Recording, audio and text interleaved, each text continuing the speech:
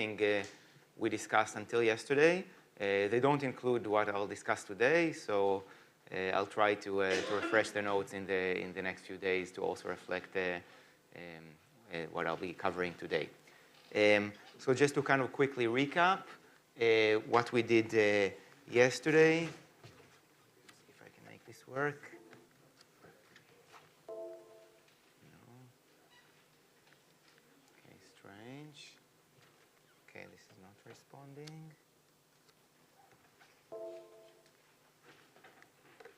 Okay, sorry, something here is wrong. Try to disconnect and connect.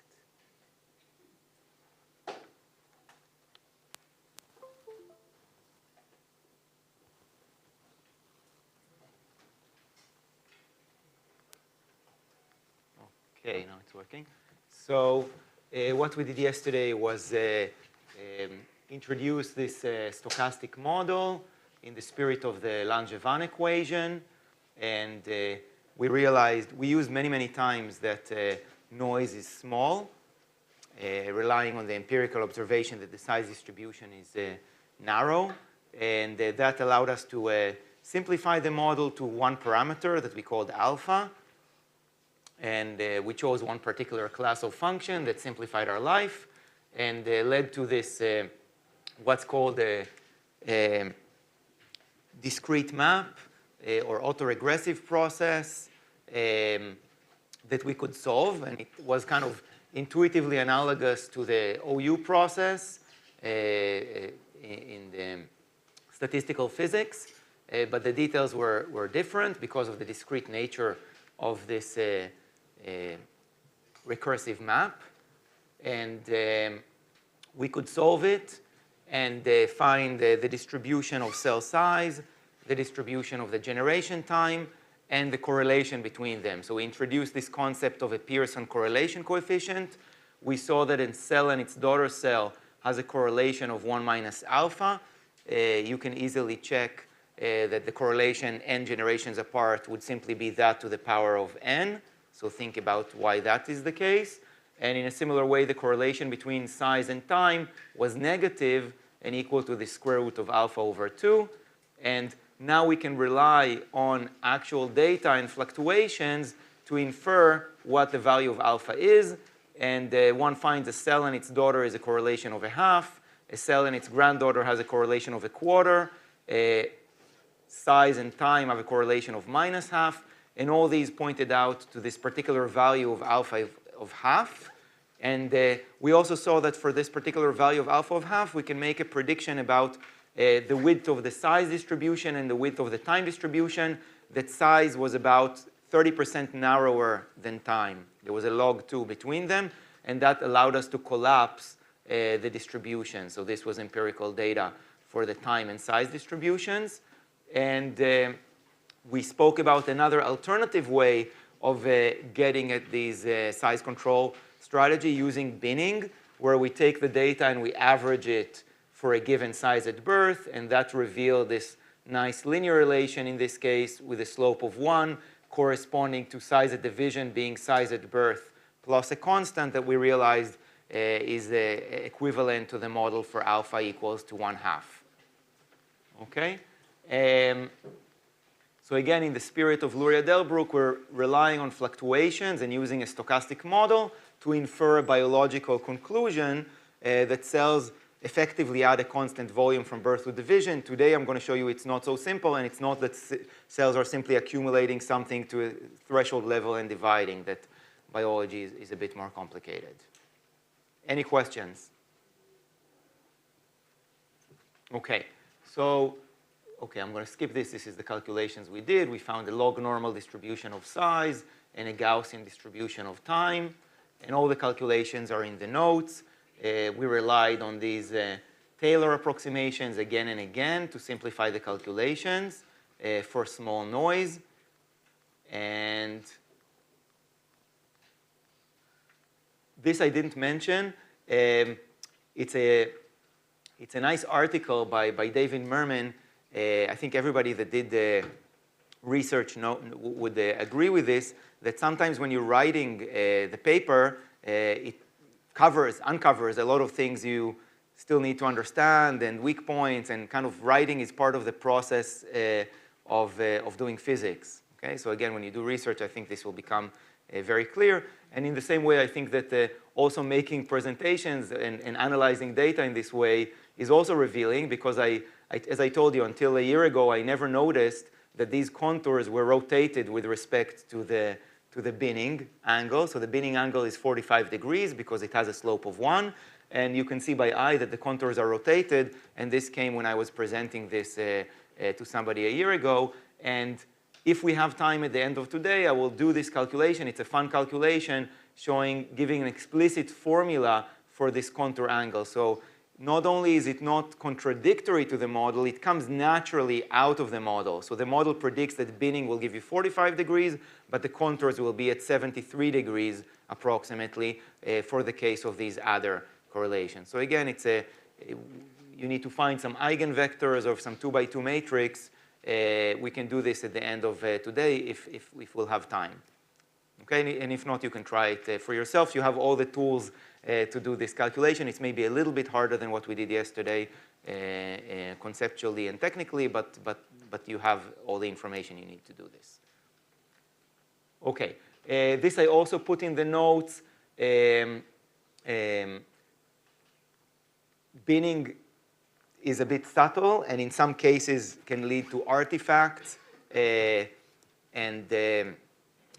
one has to do it in the context of a stochastic model. So in the model we did yesterday, and I clarified it also in the notes, it's clear why binning essentially removes the stochastic component, right? So we had approximately that size at division is size at birth times e to some noise, and when we bin, we fix this part, and so we average over the noise and essentially get rid of it for small noise. So that's why in our case, binning extracts the deterministic part, what the cell is trying to do, quote unquote, and get rid of the noise.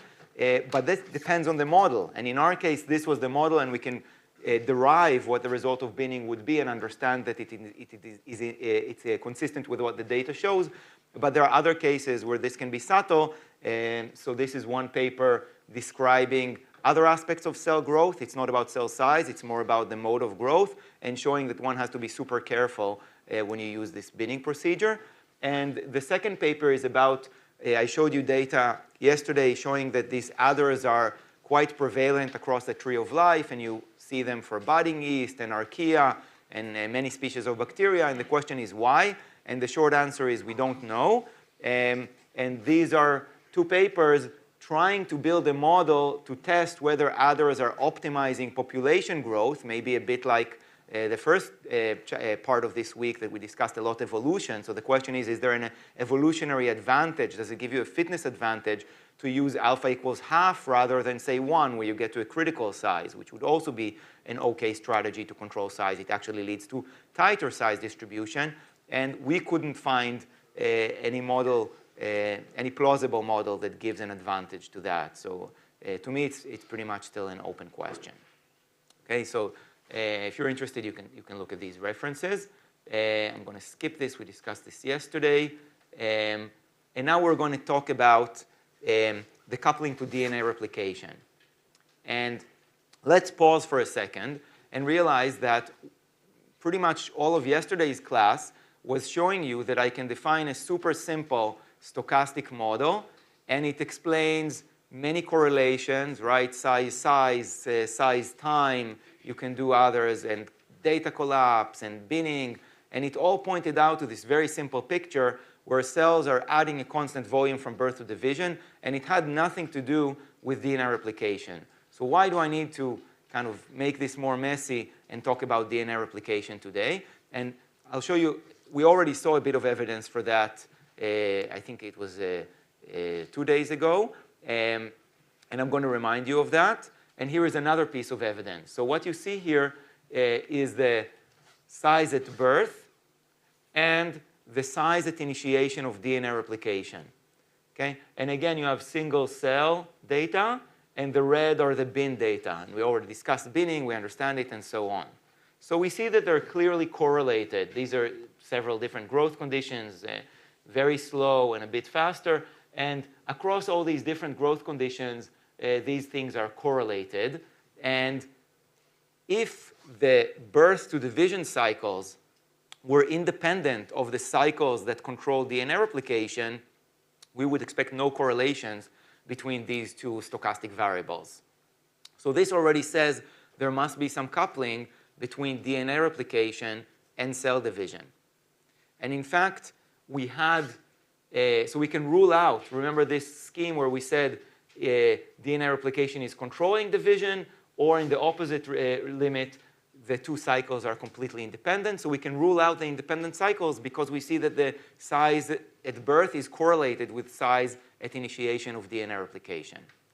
And we had also this plot that we explained 2 days ago showing that size at initiation of DNA replication is quantized to 1 micron cubed per the number of replication forks. So in fast growth conditions, it'll be maybe 4, and in slower ones, it'll be 1.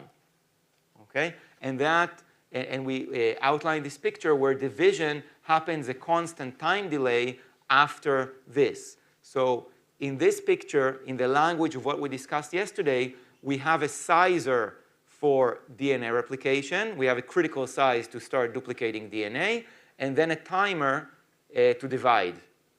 And we saw that timers are not good. They lead to these unconfined random walks. But if you couple them to this critical size, then it's fine. You can easily check that it'll lead to controlled size distributions.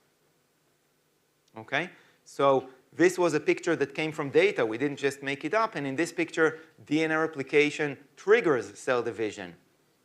So now we kind of have a bit of a puzzle, but because we saw that a simple model that has nothing to do with DNA replication can give you all the correlations and distributions. But here is evidence that DNA replication is maybe controlling cell division. So what we're going to do now is, first of all, show you another model where DNA replication controls division, but all the correlations and distributions we calculated yesterday remain true. Okay, so that will be some resolution. It's possible to have tight coupling to DNA replication and yet get the correlations as if things are being added from birth to division in a simple way. Okay, so that's the first thing we're going to do.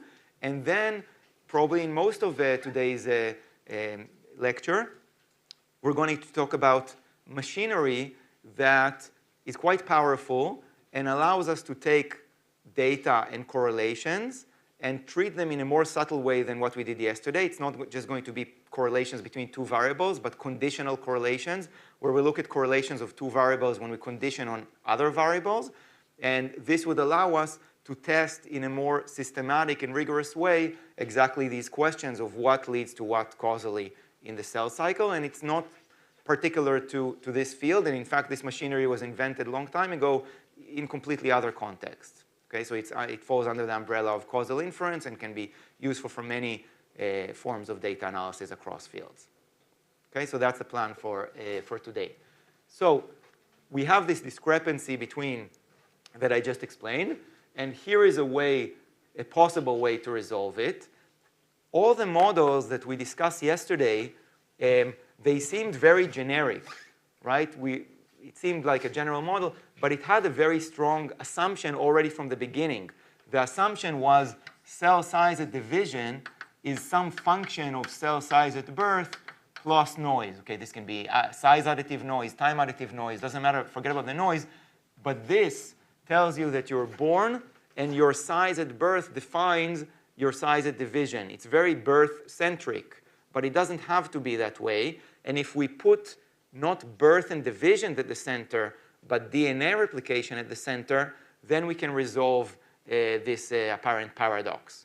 Okay? So let's define a model that is similar to what we did yesterday, but with a twist. Instead of adding this constant volume from birth to division, let's add this constant volume from initiation of DNA replication to the next initiation event. Okay? So the picture is, I have the cell. Let's say it initiated a new round of DNA replication at this point in time. Now it continues to grow, and during this growth, it accumulates some proteins, okay? It divides, and let's say it divides, for simplicity, a constant time after initiation of DNA replication, like in the old hypothesis. So now it divides into 2 daughter cells. What do you do with the protein you accumulated? What's the simplest assumption? Divide symmetrically. So you divide this protein symmetrically, and you continue to accumulate it. And when you accumulated enough of it to a threshold level, then what do? Not divide, because divide is here, right? What happens before? What are we controlling? DNA. So we initiate a new round. Okay? So this is initiation. Let's write DNA replication initiation, division. Okay? And then more growth and DNA replication initiation.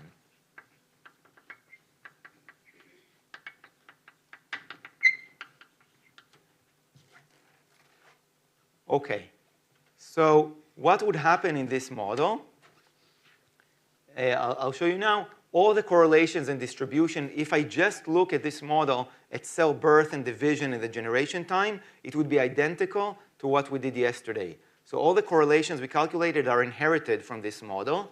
But now we're going to get for free this result that the size at initiation is equal to a constant, like in this plot here. And we're going to get for free that the average size depends exponentially on the growth rate. Okay, so all of these things will come from this simple model. So let me kind of show you how this works, and let's do it on the board.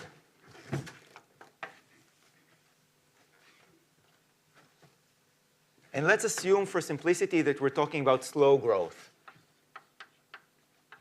And after that, we'll talk about faster growth. So let's say I'm growing at a slow growth. And this is my size at the initiation, just like on the right-hand side of the board. And I call it VI. Okay? So the first thing I'm going to do is grow and divide. And what is my size at division?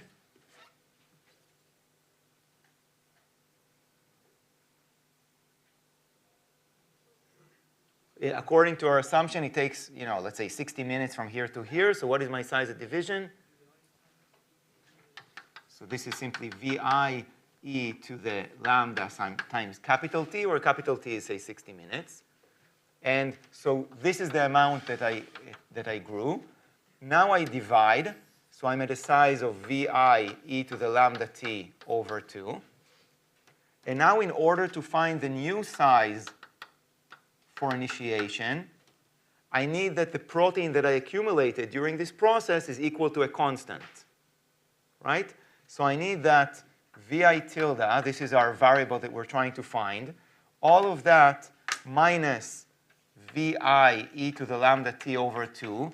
This is how much I, added in this growth period, okay? But there is also how much I inherited from the previous cell cycle. So how much protein did I accumulate in the previous cell cycle?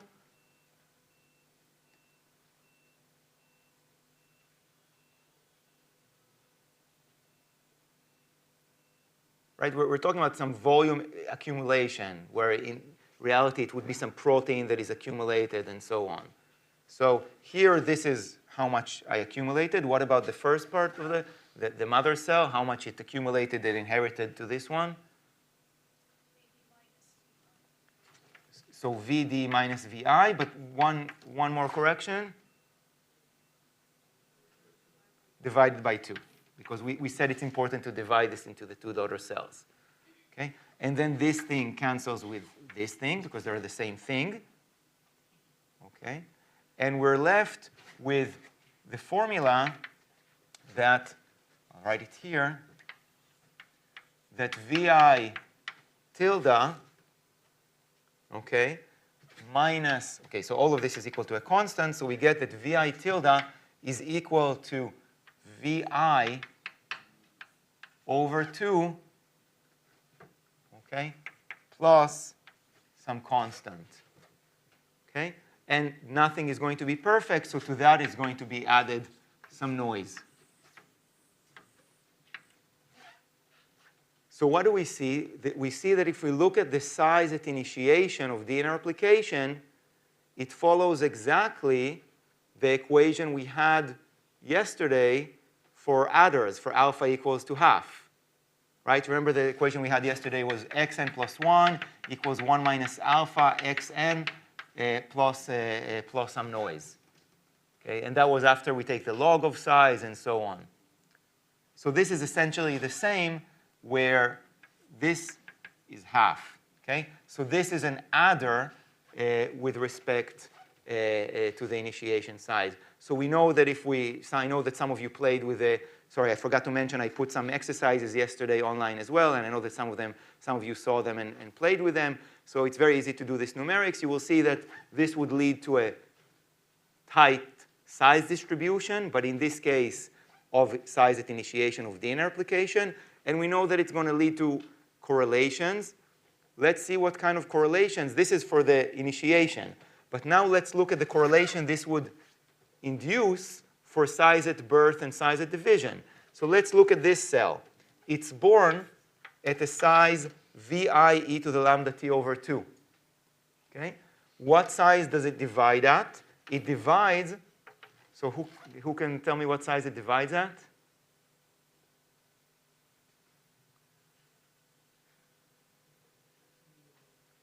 Excellent. VI tilde times e to the lambda t. Okay? But we can now write, okay, so we can write VI tilde based on that. So this is VI over 2 plus delta plus noise e to the lambda t. Right? All I did was plug in the formula we had for VI tilde. And VI over 2 e to the lambda t is simply VB. So we find that for birth and division, our equation is that size at division is equal to size at birth plus delta e to the lambda t plus some noise. Let's put a tilde because the noise is multiplied by some factor. So it's not the same noise I have here. So what do these equations tell us? They tell us something very simple. If I change my growth conditions, okay, let's say I tune my nutrient level, so I change my growth rate. If this is my equation for the size at initiation of DNA replication, as I change my growth rates, what would happen to my size at initiation? Again, I'm assuming I'm still in the slow growth regime where I don't go to multiple replication for it. We'll talk about that in a second. Nothing, right? Because it doesn't appear. Okay? So my size at initiation is constant. But if I look at this equation, again, it's subtle. You need to realize this is a stochastic term. This is a control. VD equals VB plus a constant is exactly the adders we discussed yesterday. But now what do we see? We see that the effective parameter, that the effective volume I'm adding, does depend on the growth rate.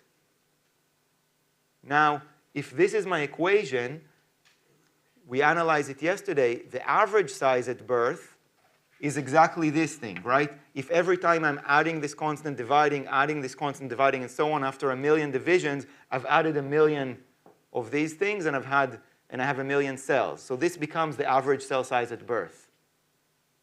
So we understand that within this model, where I control size at initiation of DNA replication, I will naturally get that average size at birth is proportional to e to the lambda t. So what does that tell me? That cell size is exponential in the growth rate, just like we saw in the experimental data from the 1950s yesterday. So this model can give us, by the way, you can see it gives us all the correlations from yesterday because we essentially get the same stochastic equation we used yesterday. So it's a different model, but everything we did yesterday is inherited from it, but it also explained to us this observation of exponential dependence of cell size on growth rate, as well as this observation of a quantized size at initiation of DNA replication. Only it's not the model where I get to a critical size to control my initiation. It's a model where I accumulate volume between an initiation and the next initiation. Let's say I play the devil's advocate. What would happen, or how can you prove a model where you get to a critical size for initiation of DNA replication? Why is that inconsistent with the experimental data? If I get to a critical size to initiate my DNA replication, then wait a constant time to divide. How would you expect your correlation between size at birth and size at division to be? 0, right? Because when you get to a critical size to do something, even if it's not division by DNA replication, you wash away the memory of the initial condition and you will get no correlation between birth and division. So we really need this feature of adding a constant volume from initiation to initiation in order to effectively get these other correlations from birth to division. Yes?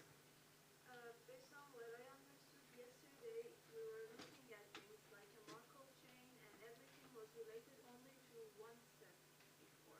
But here it feels like it's from 2 steps before. Why are they the same? No, not really, because we see it's exactly the same for the case of initiation of DNA replication. So there is no long-lasting memory. The size at DNA replication in one cycle determines the size. They're correlated with the next cycle and with the next cycle and with the next cycle, but it is a Markov chain that doesn't have a long-lasting memory.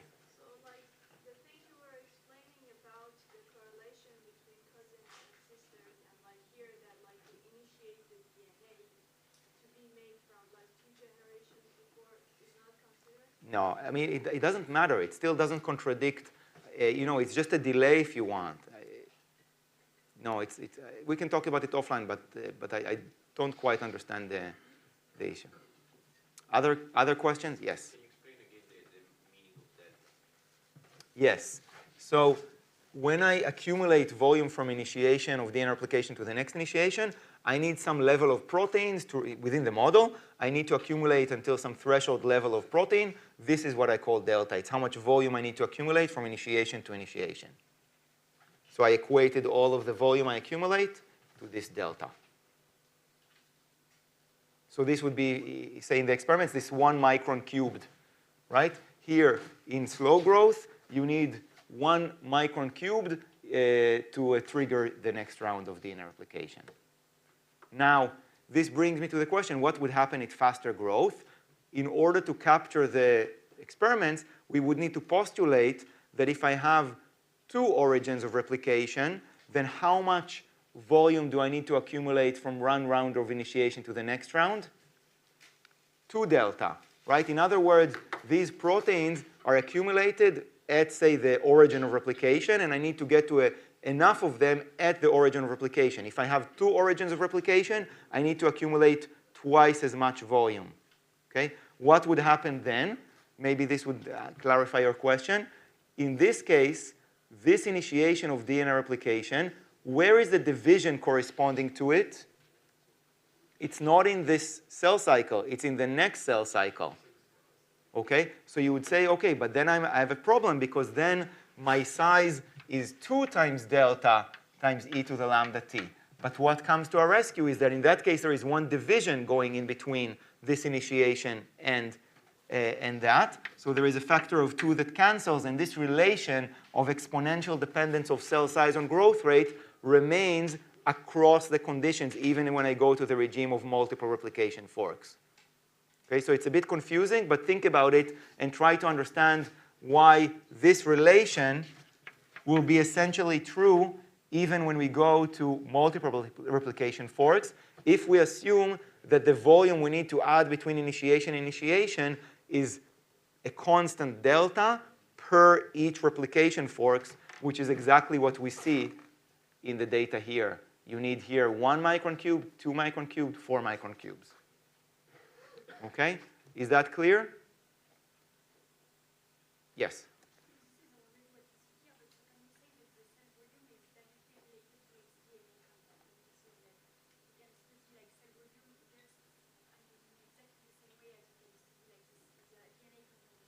So in a sense, that's a result of this model, that there is a tight coupling between the volume and the DNA content, which is, by the way, something that you see across species. OK, so let's continue. And by the way, like if you simulate this model, a nice feature of this model, in addition to capturing these different experimental observations, is that it doesn't only control size, it also controls and couples, and maybe that's related to the last comment, the ratio between the volume and the DNA amount. So if you start with too many replication forks or too little replication forks, and you run this model, it would fluctuate and then reach a steady state where cell size is controlled, and also the number of origins and the timing of initiation of DNA replication is at the right place. Okay, so I won't go into it too much, but it's kind of a nice feature of the model that it simultaneously controls cell size and the DNA control. Okay, so it's not that you need to control DNA and then you control size. You control both of them together within this model, because the model describes both the timing of initiation of DNA replication and the timing of divisions, and none of them would run away. Both of them would be kind of the appropriate ones for the given growth conditions. You don't need to fine-tune anything. OK. Let's talk about Lenski for a second. So I promised you that. We discussed it a couple of days ago, that as growth rate increases, also size increases. Okay? And we discussed this concept of a spandrel, that often in evolution we look at stuff like this and we want to say, oh, big cells are selected for because of ta-ta-ta, or cells want to be big because ta-ta-ta. But here, an alternative possibility is that maybe what's going on is that simply we're selecting for faster growth rate, because that's what evolution cares a lot about. And because of this relation that we just have, cell volume should be exponential in the growth rate. So as cells are becoming faster, they're naturally, you expect them to also become bigger in volume. Okay, so that could explain a causal link going from left to right. Cells are selected for being faster, and then they're also larger. Is that clear? OK. One kind of, I'll quickly go over this, but you can test this not in evolution, but in a kind of direct biological experiment by perturbing the time it takes from initiation of DNA replication until cell division. So I'll quickly go over this, but I've mentioned a couple of days ago that there are from initiation of DNA replication to cell division, there are two parts. One is called the C period, which is the duplication of DNA, and takes about 40 minutes. And the other is segregations of chromosomes and division, and that takes another 20 minutes. And this is called the D period. So these are called the C period and the D period. And you can perturb them, for example, by making cells fatter. So by messing around with a protein called MREB that is related to cell wall growth, you can get E. coli cells that are fatter. What process do you think that's going to affect? The C period or the D period?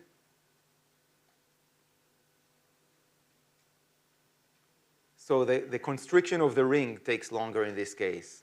Okay, so it affects the D period and makes it longer. And in a similar way, if you mess directly with the FTSZ ring, with the FTSE protein, right? So if you kind of lower the levels of FTSZ, you're going to get cells that naturally would take longer to constrict. So they would be longer. They have the same diameter, but they're longer. Okay? So you can get fatter cells or longer cells. And in both of these cases, the growth rate is unchanged. So that's, again, consistent with, growth rate is what you learned from Jacopo about. It's all about ribosomes, and you have a bag of ribosomes. It doesn't matter if it's fatter or longer. It's going to have the same ribosome concentration and the same growth rate. So you make these severe perturbations to the dimensions of the cells, but growth rate doesn't change. But according to this model, because you've changed capital T, you've changed the time from initiation of DNA replication to cell division, the volume should change. Right? You've kept growth rate constant, and you've changed T. In a sense, it's a dual experiment to the one from the 1950s. In the one in the 1950s, capital T is always 60 minutes, and you're changing the growth rate by changing nutrients conditions. Here you're fixing the nutrient conditions, so growth rate is the same, and you're changing capital T by playing with the mutants that are fatter or longer. Okay? But this relation should still be true, that the cell volume should be exponential in growth rate times capital T, and this is what you find here. When you take the data, this is the relevant plot, and you look at the cell volume as a function of the e to the lambda t, you find a linear relation. Okay? And by the way, if instead of cell volume, you plot, sorry, this is a relevant plot. This is cell volume as a function of this S, which is e to the lambda t. So if instead of cell volume, you plot cell area, it doesn't work, or cell length. So it's really cell volume that is the key variable here. And that makes sense. If you think about the molecular mechanism, you think about some protein that is accumulated, it's really about a volume increase. It's much more plausible. And I can discuss it after class if you're interested. But the molecular mechanisms, it's much more natural to speculate a volume sensor than something like a surface area or length sensor. OK, so that's kind of a test of another test of this sort of model. And now, in the remaining time, I want to go back to this picture. And again, once I've presented to you a model that is consistent with a lot of experiments, but you can never prove a model. You can just disprove a model. So now I want to give you a kind of somewhat more systematic and rigorous tool to take the sort of data that we've played with in the last 2 days and use it to interrogate the models and test the models. And this is this causal inference framework. OK, so if you kind of lost me, this is a good time to re-engage. I'm switching gears for a second to something completely different, okay, to explain to you what's the idea behind causal inference. Okay? So in the last 2 days, we spoke a lot about correlation. It's going to build on that, okay? But with a twist. Okay? And I promised you that I will explain to you what the meaning of these arrows is. Okay? And we're in a perfect position to understand them because the arrows, each one, correspond exactly to the sort of things we did in the size control. So every arrow is a relation of the sort of VD equals to F of VB plus some noise. Okay, the noise can be additive, multiplicative. So these discrete stochastic maps that we studied yesterday, they are exactly the language we need to understand these graphs. In every one of these graphs, this means that this variable is a function of this variable plus some noise. And I could have 2 arrows, meaning that this variable is a function of both of these plus some noise. Okay? So that's the meaning of these arrows. And it happens to be that all the machinery we did yesterday is a perfect launching pad for what we're going to do next. Okay? So let's do it on a simple example and then try to generalize. And I'll use some MATLAB simulations to give us some intuition. So this is a real example I took from this book. And people reported in 1999 a correlation between myopia in children. Myopia is short-sightedness. About 40% of the population has it. And nightlight usage. Okay? So people took it quite seriously. And there was even a patent a couple of years later for some nightlight with a timer because you don't want to damage and cause myopia because of this nightlight usage. OK. But in biology, there is a saying. It's not just in biology, but often in biology, people talk about correlation is not causation, right? So we don't really know that this is what's happening here. And there is another alternative. Can anybody guess it?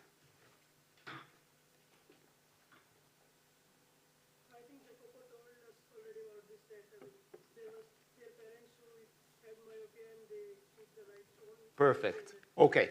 So he taught you causal inference? A bit of it. OK. So tell me if I'm going too slow, and I'll speed this up. But basically, it could be that this is what's happening, and it leads to myopia in the children and nightlight usage. Okay? So how can we distinguish between the top model and the bottom model? In both of these, the variables B and C will be correlated. So what's the trick that would enable me to distinguish between the top model and the bottom model? What's that? You have everything you like, you know. So what would you do?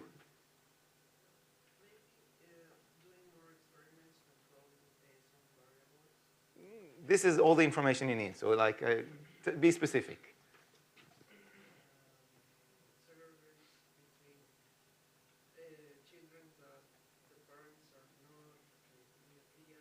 Perfect. Perfect. So we separate it into two subpopulations. The population with the parents with myopia and without myopia. And if the bottom model is correct, then in each of these subpopulations, we should expect 0 correlations between the variables B and C. But if the top model is correct, then they should still be correlated because there is a causal link between them. Okay? So this is this idea of conditional correlations, where we condition on another variable and look at the correlation between two other variables. So it generalizes what we did yesterday. Yesterday, we calculated a lot of correlations between size at birth, size at division, size at birth, time to division, and so on. But now we can look at correlations of two variables when we condition on another variable or more than one variable. Okay? But there is one problem. Okay? So for this data, it's going to be fine to divide the parents into two groups. You know, with myopia, without myopia. If I had 2,000 people in my experiments, I will have 1,000 in each. It's still reasonable to look at these correlations. But let's say we do this and we want to condition on cell size at birth or something like that. Okay? Cell size at birth is a continuous variable. What does conditioning on a continuous variable means? It means I only look at the cells that were born at the size of 2.2 microns, let's say long. That's a problem because now if I had a big data set of 2,000 cells, I'm going to have 5 cells in my conditioned data, right? So it's a problem, right? Because we don't want to take a big data set and reduce it. Conditioning would basically mean we're throwing away 99% of our data. So there is a trick, and I'll show you this trick, and then we'll play with some code, and I'll show you that it works pretty well. Okay? So the trick is, let's say I have my variables that I call them A, B, and C. And I find that B and C are correlated. There is some kind of non-zero correlation between them. But now I want to condition on the state of A, but I don't really want to condition because maybe A is a continuous variable, and that would be like throwing away a lot of data. So what I do is I define new variables, B tilde and C tilde, that I want to basically remove the influence of A from them. These are called the residuals, and the new variables are basically B minus A. I want to remove the effect of A, but what should I multiply? What's your guess for what that I should multiply by if I want to remove, I want to subtract A times the effect of A on B. So what am I going to multiply by? What's your guess? The correlation between A and B. Okay, so it's like, if this is the correlation of A and B, I take it, I multiply it by A, and this is what I subtract from B to get the leftovers after I remove for the main effect of A. And I do the same for C. So it's C minus A times the correlations of A and C. And now, if this is the correct model, then B and C are correlated, but B tilde and C tilde will be uncorrelated. So the nice thing about this causal inference is that it's very easy to simulate, right? Just like the stochastic maps, for those who played with the size control numerically, it's very easy. It's a few lines of code, and you can test yourselves and your calculations and so on. So I want to, what we'll do is I'll first tell you how this generalizes, and then we're going to do one or two examples in MATLAB to see how it works. Okay, actually, let's do one example now and then generalize to make sure that everybody is on board.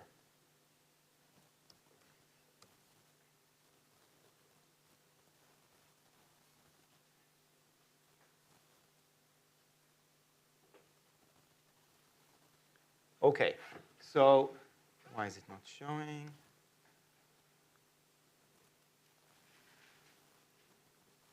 Okay, so this is the first example.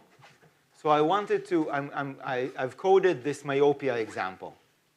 So I take 40% of the population is going to have myopia, and I'm assuming a genetic component of 50%, meaning the correlation of parents and children will be not perfect, but pretty high, 50%. And the correlation between myopia and nightlight, I also took 50%. These are just random numbers, okay? It's not, you know, I didn't take them from the data.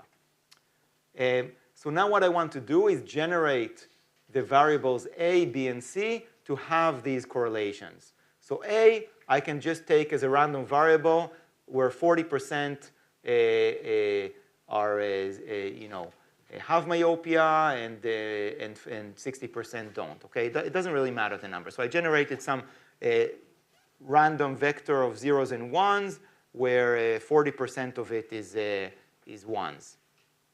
Okay, now I want to I generate a subset sorry, not a subset. I generate two other vectors B and C.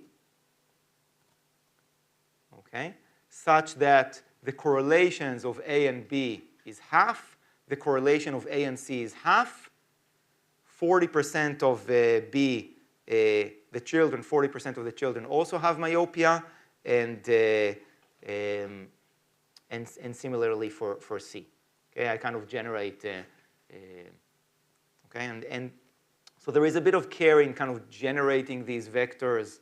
This is where these probabilities of 0.7 and 0.2 come from.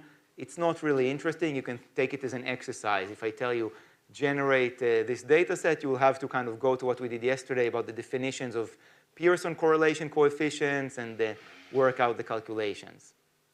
Okay, so it's a bit tricky, but not super difficult.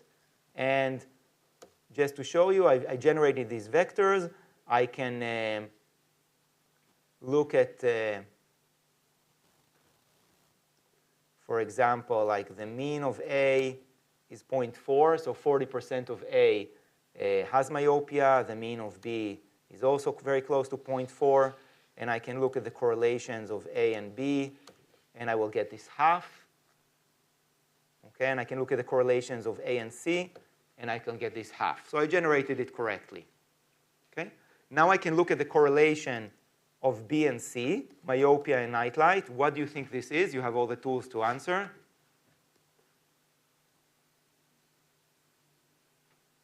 This is our model, right? Like this is how I generated the data. So what's the correlations of these two? Well, it's not zero. It's not zero.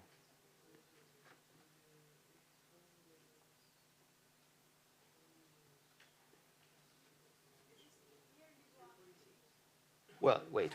These are correlated with the correlation of half. These are correlation of half. So what do we expect for these correlations?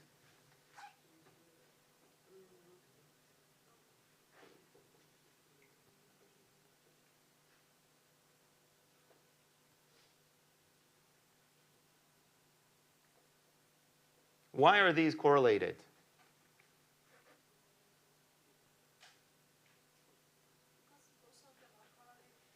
Exactly. Excellent. So given that, what do you expect for this correlation? Exactly. So it's a quarter, right? Because they're only correlated through A, so you expect the correlation to be half times half. Okay, so think about it and convince yourself that that's true. And indeed, I hope you can see the numbers. Maybe it's hard, but this is like 0.25 essentially. Okay, so it works. Okay, this and again, if it's not clear, think about it and convince yourself that in this case, this is what you expect. Okay, so now let's do the conditional correlations. So I divided my data set into the parents with myopia and the parents without myopia. Maybe I'll try to zoom in a bit more even. But it doesn't show this window. I cannot zoom into. Okay, so you'll just have to take my word for it. When I kind of calculate with myopia and without myopia, this 0.25 became 0.002 and minus 0.004. Okay, so it's just, noise essentially. But basically, as we expected, when we take the subset of parents with or without myopia, these correlations are completely destroyed. Okay? And now the last thing I want to show you with this simple code, and that's not obvious, is that this trick of not doing proper conditioning but looking at the residuals also works. Okay? So I define these new variables, b tilde as b minus a times the correlation that was essentially half, and the same for c. And when I do that and I look at the correlation between, I get a bug in the code. Okay, so let's see. So let's just write half here and half here. And when we do that, we get, again, that between our b tilde and c tilde, we get a correlation of minus 0.001. Okay, so this effectively works very well like conditioning, like true conditioning on the data, but it has a huge advantage for our purposes because we can take now continuous variable and do this, right? If this was a continuous variable, this would still be fine. This is still well defined, and I'm not throwing away 99% of the data. I'm keeping it exactly the same size it was. I'm using my entire data set now to do these correlations. Okay, so that was important. Now, let's go back to the presentation. And so now we understand the idea of conditional correlations. And this was generalized by Judea Pearl and others to a whole framework called causal inference. That's a powerful tool for fields like epidemiology, where you kind of want to look at cause and effect relations. You can do this for lung cancer and smoking and things like that. So I could have replaced this example with smoking, and this would be lung cancer, and this would be coffee drinking. And again, this is a real example from the literature where people find correlation between coffee drinking and lung cancer. That's a problem for people like me that like coffee. But then you understand, okay, the confounding variable is smoking. You smoke, you drink more coffee, you smoke, you have a higher chance of lung cancer. So these are simple examples where it's kind of easy to identify. But then the framework can be generalized to arbitrary networks. So I'm going to kind of build it slowly and ask you for your kind of intuition. And again, anything I say you can test yourself using simple MATLAB Python code extremely easily, just like the one I showed you now. So let's say we have x leading to y leading to z, where now you understand that what is in every arrow? It's a function of the variable plus noise. And you'll see that in the second example even more clearly. So you understand that these arrows are not just kind of caricatures, they have a mathematical meaning. If this is the case, are x and z correlated or not? Yes. If I condition on y, what would happen to this correlation? Become 0, because I've blocked like the path of information between them. If I condition on the value of y, I will get fluctuations in x that will become essentially uncorrelated with the fluctuations in z. Okay? So we say that this conditioning on y closes the path between x and z. Another case, x and z affect y. Okay? If x and z affect y, what is the correlation between x and z? By assumption 0, we assume that there are two independent variables affecting y. Now what would happen when we condition on y?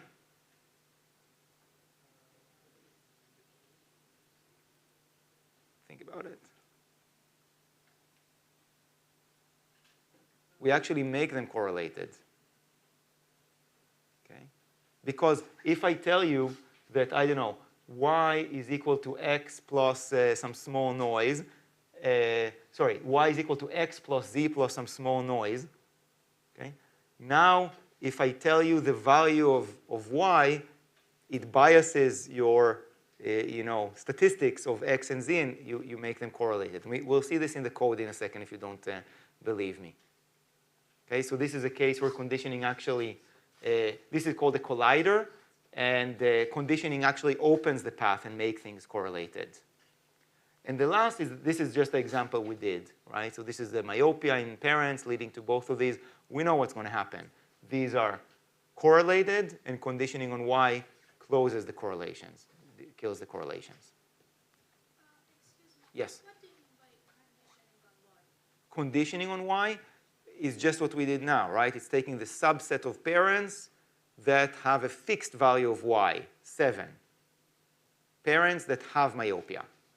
Okay? And we realize it's the same effectively as working with the residuals. It's removing the effect of this variable. So either you do it in this way, or you really condition by kind of fixing that value. Does that answer your question? Okay. Yes?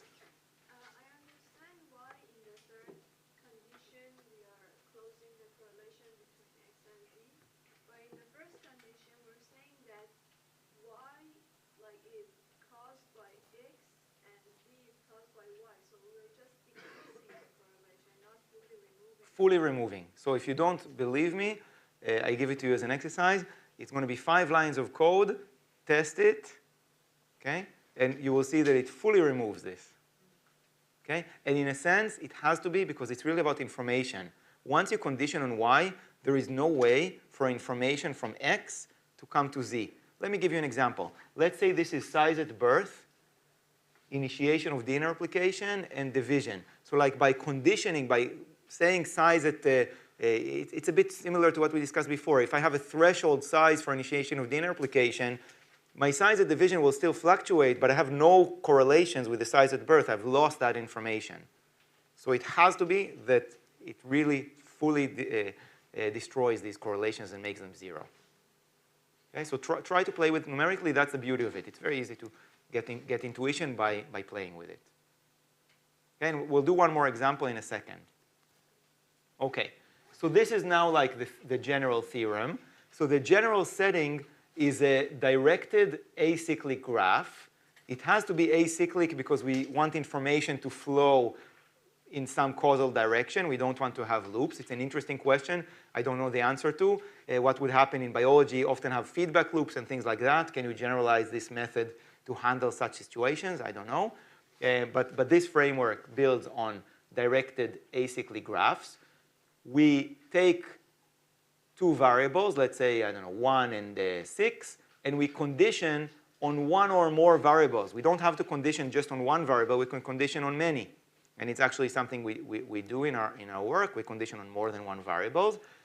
In this way, it's very easy to condition on multiple variables. You just do kind of multivariate regression. Just like this is regressing with the variable a, you can do a regression with respect to more than 1 variables.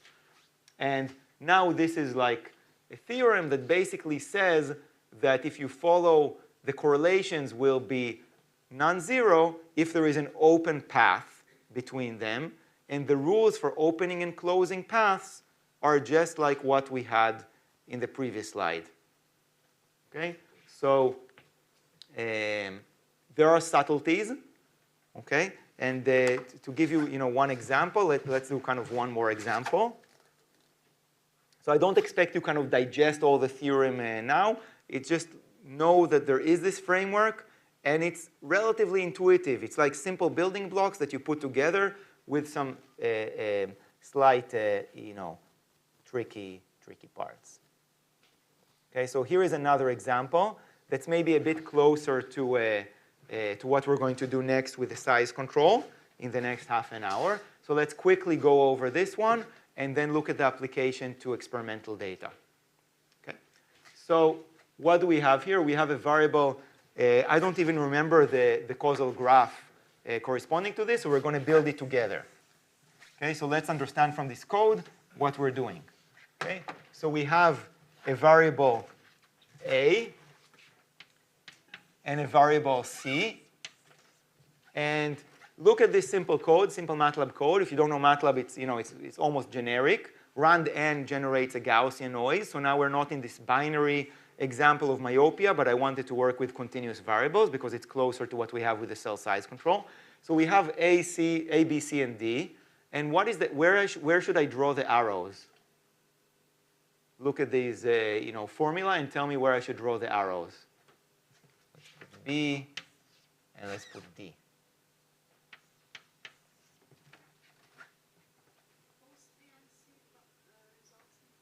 Good. So we have like this arrow and this arrow, and one more arrow from B to D. Great. So this is what we have. And let's see what's going on. So A and C are uncorrelated by construction, right? So indeed, when I run the code, I get that the correlation between them is 0.01. Fine. Now, I condition on B in the way that I taught you with these residuals, that is, this effective conditioning, right? These effective variables A and C that remove the effect of B. Okay, so I'm conditioning on B. Okay, what do we expect now for the correlation of the residuals of A and the residual of C? Sorry? So be different than 0, exactly. So if I kind of take this and run this, I get 0.2. Okay, so before it was like some kind of non-statistically significant 0.0 something, and now it's 0.2. Okay, so it's not a huge correlation, but it's a non-zero correlation. So in causal inference, unlike what we did yesterday, where we looked at the particular values of correlations and took them seriously, right? This 1 minus alpha minus square root of alpha over 2. Here we're asking, are the correlations 0 or non-zero? That's what we're asking. Are they statistically significant or not? Okay, so here we got, as we expected, a statistically significant correlation between these two variables. Now my last question to you is, what's going to happen to the correlation of A and C if I condition on the variable D?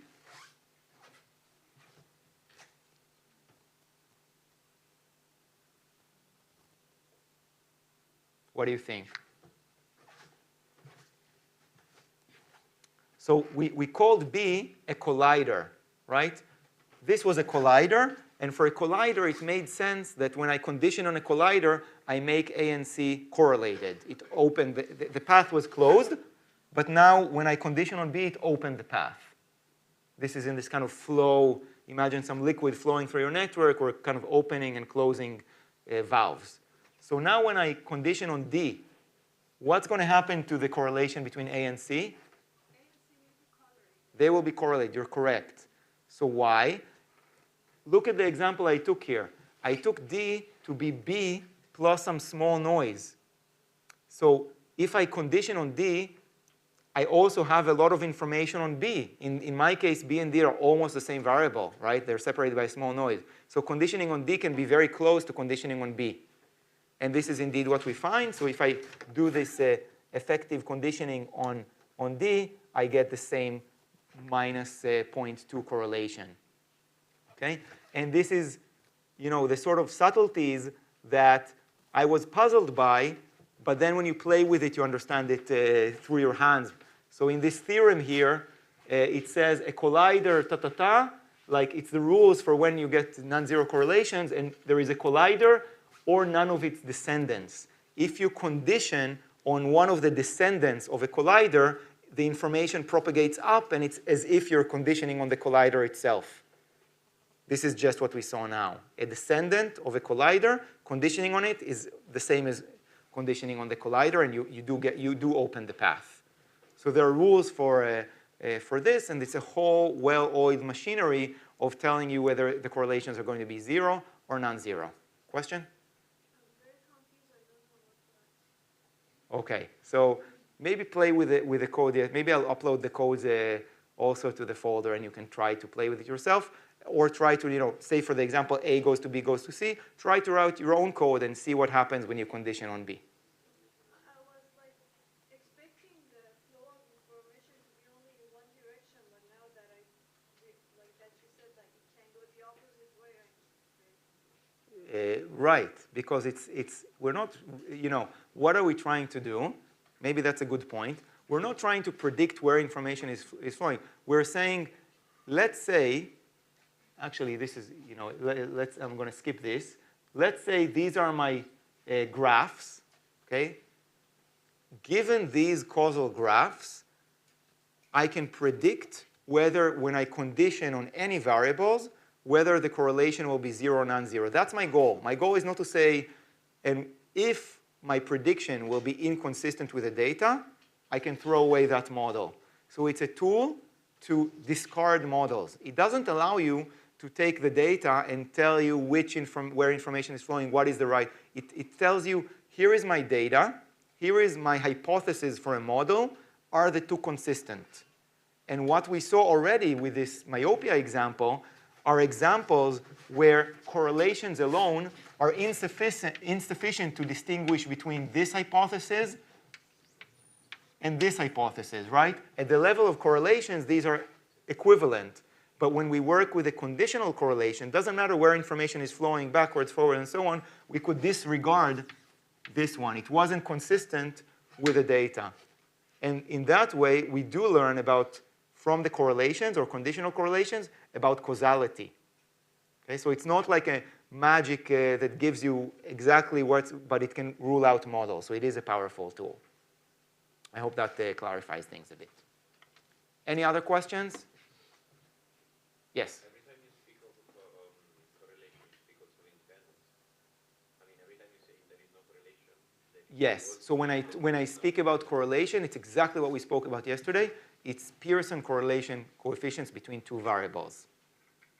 That's the correlation we're talking about. So conditional correlation simply means I'm working in the subset of, I'm taking a subset of my data, but I have two random variables, and I'm asking, do they have a non-zero or zero Pearson correlation coefficient? Okay, but suppose to take the example X gives Y gives Z.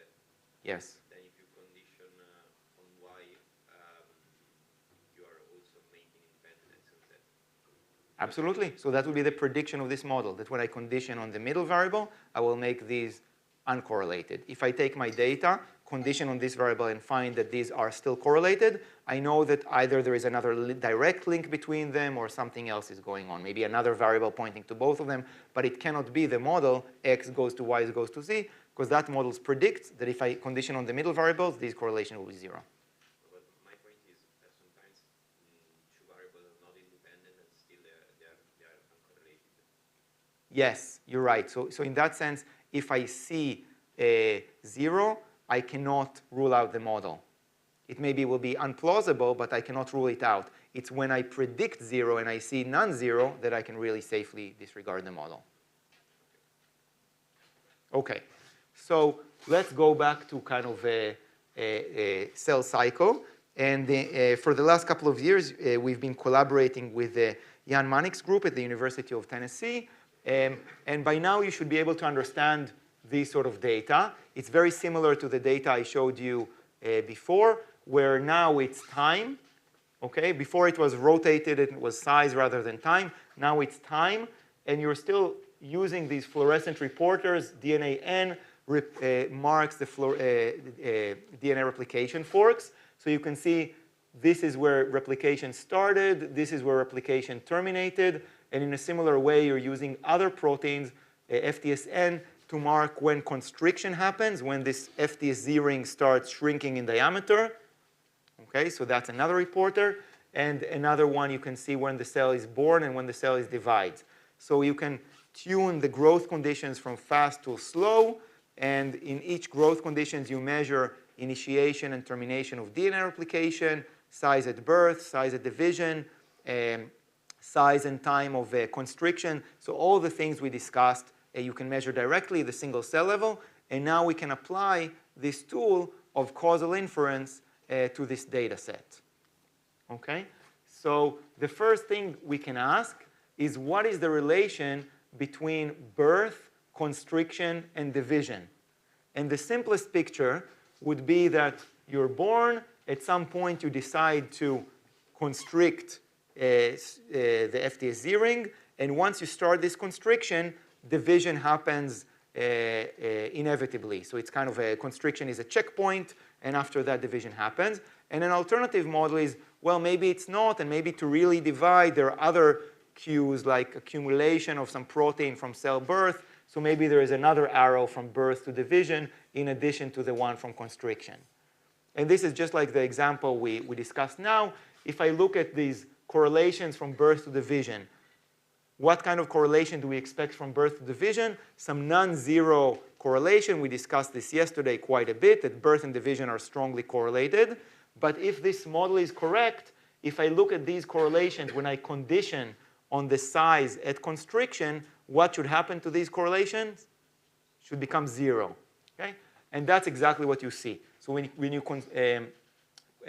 condition on the size at constriction, you get these flat correlation. This is putting a lot of the things we discussed together, because you see here, this is binning. And the value that's written here, this R, is the Pearson correlation coefficient between the two variables. So you get 0 Pearson correlation, very close to 0 Pearson correlation coefficient. You get flat binning. All of this is in contrast to these other correlations between birth and division. That is what you get if you don't condition on this middle variable, which is the constriction. So this was kind of a warm-up. In this example, it's like the x goes to y goes to z. And things are pretty simple. And it's not shocking that constriction is a checkpoint, right? Once you start constricting, you just go until you divide. So there is no additional information the cell needs in order to divide, to complete the division. OK, so that was kind of a warm-up. And we can rule out this model. And we support this model. So now we get to the more interesting thing, which is the coupling between DNA replication and cell division. And we had 3 models. And we ruled out the models where the 2 cycles are independent. Because if the 2 cycles were independent, size at initiation would not be correlated with size at birth, but it is. So that's out. But now we still have 2 possibilities. One is where initiation controls constriction and then division. Why did I put constriction? Because the previous slide tells me that constriction triggers division. So it's better to it's kind of if you want a more complete model, which includes constriction as well. So the simplest picture is initiation controls constriction, controls division. And an alternative picture is that initiation controls constriction, but not only, constriction is also affected by accumulation of something like, say, FTSZ from birth to division. So this is what we call the concurrent processes model, where 2 processes trigger constriction that in turn trigger division. Okay? So now, how can we test these models? We can look, for instance, at the correlation between birth and constriction or birth and division. What should we condition on?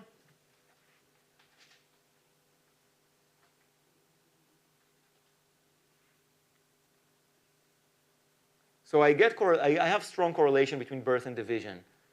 If this is the right model, what should I condition on in order to wash out these correlations? Constriction is not going to be useful because in both of them it would kill these correlations, and this is what we saw on the previous slide. So we did that already. So if I want to distinguish these 2 models, what should I condition on?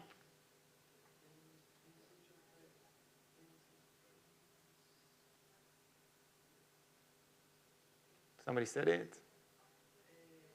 The Li, the size. So if this is the correct model, I will get correlation, but when I condition on Li, I will close this path. This is the only path connecting them, so I should get 0 correlations between them.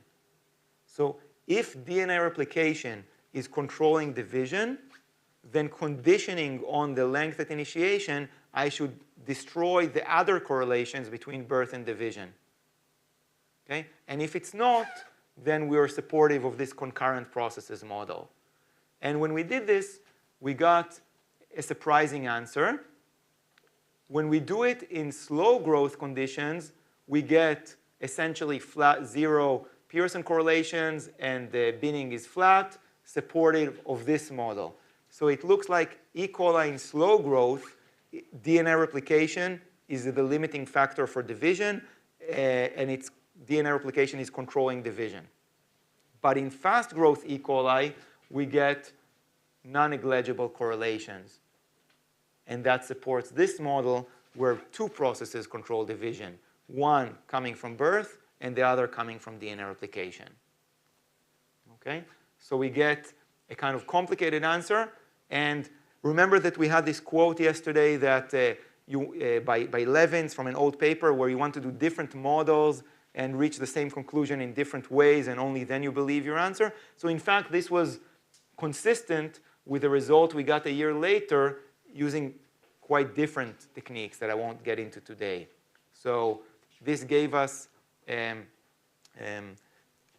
it made us believe that this is indeed the right answer, that in fast growth you have this model, while in slow growth you have this case. And this is what we think. Yes? Sorry, when you have two variables controlling one, you would write this as f of 1 plus f of So we actually saw, an example in the code right now. So in this code, I had b as a plus, I don't know, square root of c times e to the xi. This is an example of, so it can be any function of a and c times e to some noise, or plus e to some.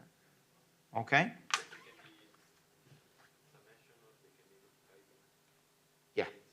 Yeah, it's very general. Okay, so finally, let's talk about the control of the DNA replication side. Actually, I'm going to probably skip this. Well, let's do this one. Okay. So before, we said that this equation basically told us that control of DNA replication, that has nothing to do with cell division, right? It does its own thing. And that's consistent with experiments where you can block division in bacteria, and DNA replication still progresses happily. And within this picture, it's an adder from initiation of DNA replication to the next initiation event. So the diagram you draw is initiation of DNA replication controls the next initiation event. Okay, it also affects cell division, but I'm talking now just about control of DNA replication. So there is an arrow from this to this. And once I initiate DNA replication, I also, that of course would lead causally to termination of DNA replication. I start the cycle, I complete the cycle. And in the data, you can measure both the initiation and the termination of DNA replication. Okay? So what you can do is look at the correlation between this variable and this variable when you condition on this variable. And what should you get? Just like the myopia example, 0, right? And when we do that, we get non-zero value. Okay? So this is an example where the causal inference can tell you that maybe we're missing links. And maybe there is another link that termination affects the timing of the next initiation, which is beyond the expectations we had before. So it's kind of a powerful way to interrogate, test the models, and get new hypotheses for what's going on. And this is still very much an active field of research. So we don't have a kind of complete picture. This is what we kind of summarizing what we said so far. Okay, so we have this potential links between termination and the next initiation. This is what I just discussed now. Replication affects always the timing of division. And in fast growth, also this accumulation of proteins like FTSZ also affect the timing of division. So in slow growth, this is absent. And in fast growth, this is present. So this is kind of summarizing all these things that we said. Okay? In the remaining minutes, I didn't really have time to go into molecular mechanisms. Usually in physics, we're interested in the coarse-grained phenological models. And in biology, people care more about, okay, what are the molecular players, which proteins are doing what. This is not, these approaches are sort of complementary, right? So let's say I tell you that division is controlled by DNA replication. That tells you where to look for the relevant proteins, and you're going to look for proteins that could couple DNA replication or physical processes that could couple DNA replication and division. And so recently, we had this work where we looked at not correlations or causal conditional correlations like the one I discussed here, but rather more into the molecular mechanisms.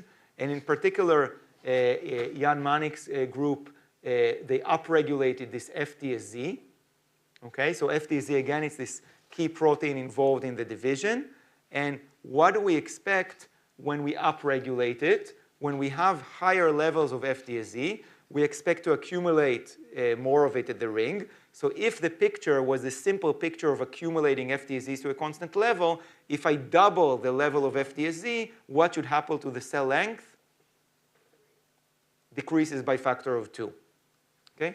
And indeed, when you overexpress it, you get shorter cells. And you can think about it, the doubling time drops and then increases again. And this is exactly what you expect. I won't get into it. But when you kind of do the experiment quantitatively, you find that the dashed line is this prediction where FTZ is the only limiting factor for divisions. Okay, you double FTZ, you half the cell size.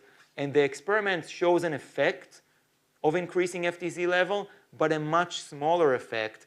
And that was, again, perfectly consistent with this concurrent processes model, where FTZ does affect division, but it's only one thing that affects the division, and the other one being DNA replication.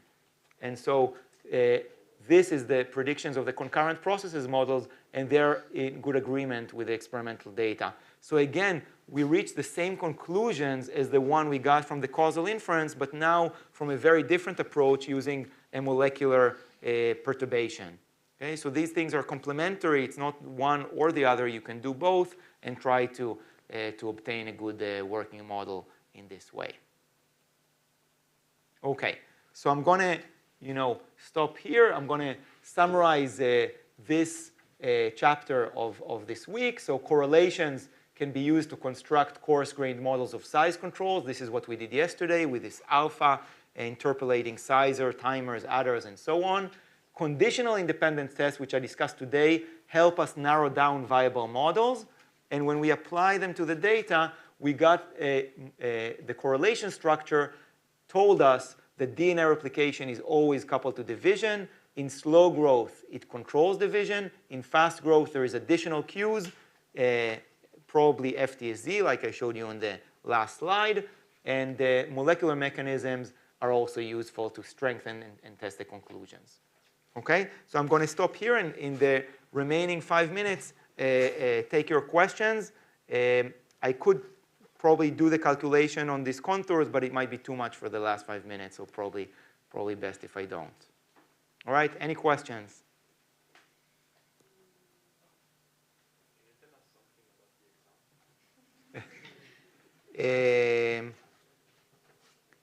Okay, what can I tell you about the exam?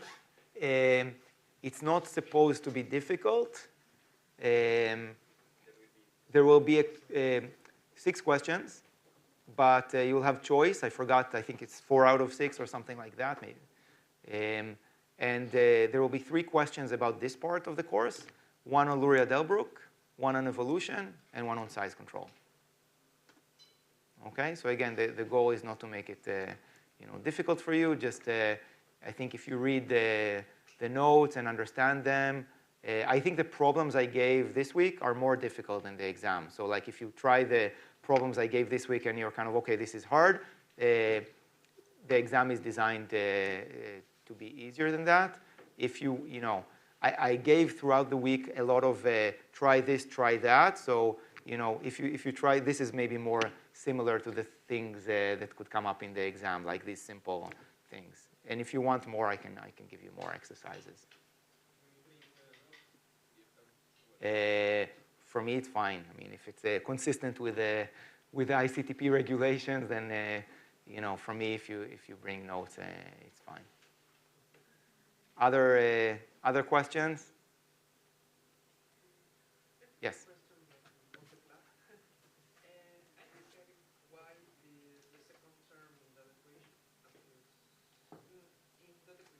This equation? The second term, the mean half of the This? the another one. This one? What about it? I don't get why that term appears there. Okay, so we had 2 terms. One is like I initiate, I accumulate volume, I divide that volume in 2, okay? Because I accumulate some protein, and then I divide that protein into the 2 daughter cells, and I continue to accumulate. So this term is about the second. This term is about what I accumulated from here to here, which is VD minus VI, and I divide it in 2. Okay? Other questions? Okay, so if not, I think we can finish here. Thanks.